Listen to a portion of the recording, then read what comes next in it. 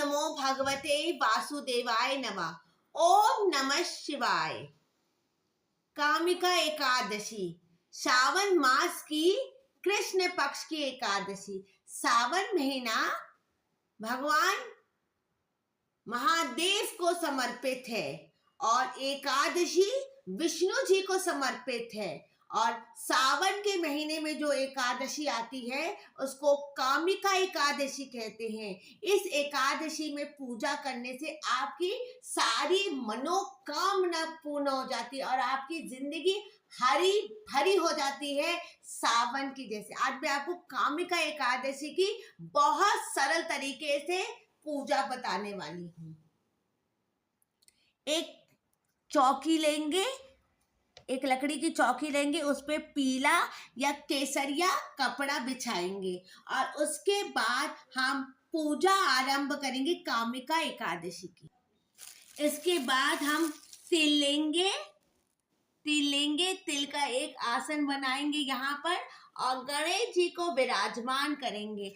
आप ये पूजा अपने मंदिर में भी कर सकते हैं, अपने मंदिर में भी ये पूजा कर सकते हैं, कामिका एकादशी की पूजा। और इसके बाद हम चौकी को पवित्र करेंगे। एक लोटा में जल लेंगे और जल में एक पुष्प डालेंगे और पुष्प से पूरी चौकी का हम शुद्धि करेंगे। पवित्र पवित्र वायु सूची। और फिर इस पुष्प को नारायण के चरण के नीचे समर्पित कर देंगे और इसके बाद हम पूजा आरंभ करेंगे कामिका एकादशी के।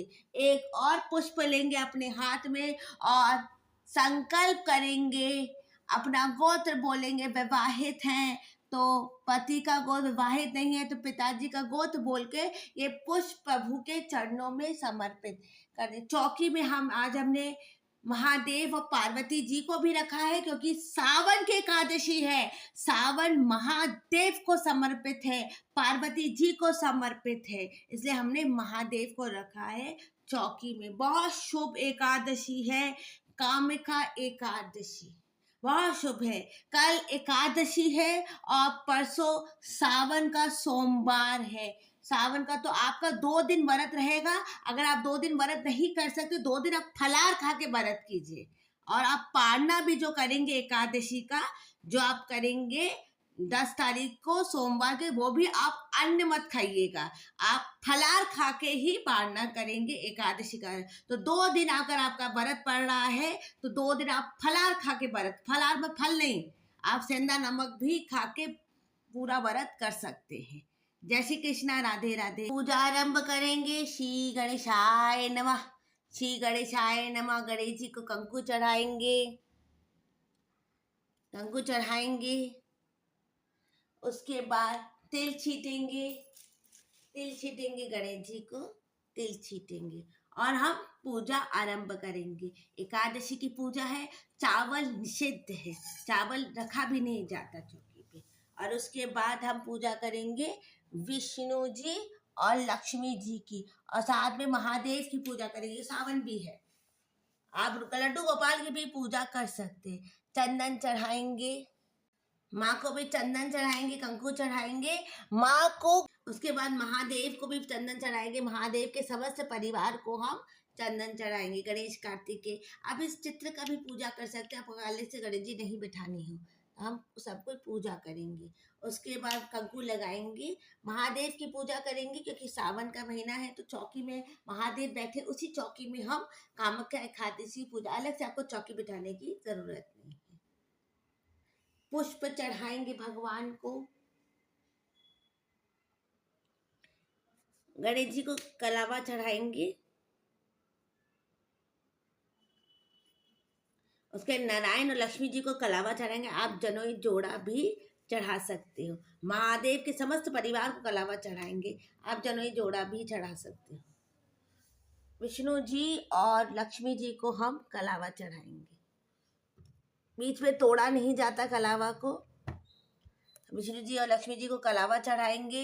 महादेव के समस्त परिवार को हम कलावा चढ़ाएंगे। और आप उपवस्त्र में धोती, जो भी आपके पास संभव हो आप वो चढ़ा सकते हैं, जो संभव हो, जो घर में आपके उपलब्ध हो वो आप चढ़ा सकते हैं।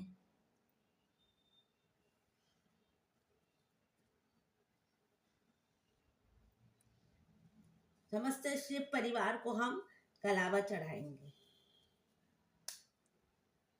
समस्त शिव परिवार को हम कलावा चढ़ाएंगे।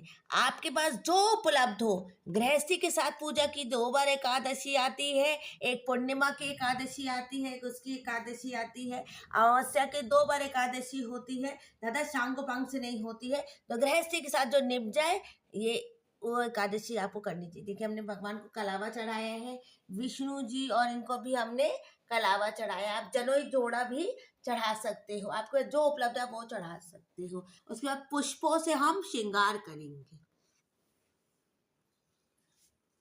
पुष्पों की माला चढ़ाएंगे विष्णु जी को।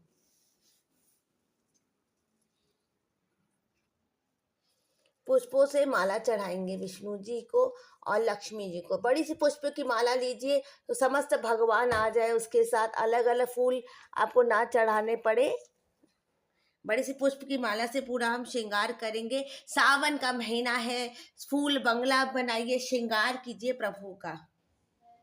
गणेश जी को भी हम पुष्प चढ़ाएंगे, गणेश जी को भी हम पुष्प चढ़ाएंगे। और उसके बाद हम एकादशी की जो कथा है कि किताब, उसकी पूजा करेंगे। विष्णु जी को और लक्ष्मी जी को सिर्फ हम तुलसी चढ़ाएंगे। तुलसी यहाँ चढ़ाइएगा, वहाँ महादेव को तुलसी नहीं चढ़ती है, तो ये तुलसी बीच में चढ़ाइएगा नारायण के चरणों में। एकादशी की जो किताब है उसकी भी हम पूजा करेंगे, उसको चंदन चढ़ाएंगे, चंदन चढ़ाएंगे एकादशी की किताब को। उसके बाद तुलसी पत्र चढ़ाएंगे, तुलसी पत्र चढ़ाएंगे एकादशी की किताब को।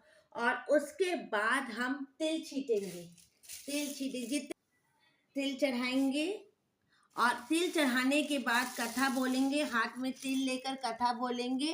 और जब कथा समाप्त हो जाएगी तो ये तिल प्रभु के चरणों में समर्पित कर देंगे, प्रभु के चरणों में समर्पित कर देंगे।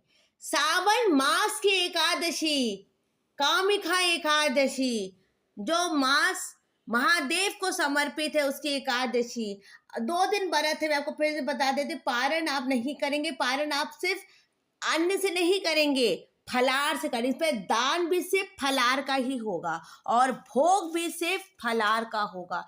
भगवान को हम भोग भी फलाहार का ही करेंगे, कोई भी आखा फल भगवान को हम भोग करेंगे।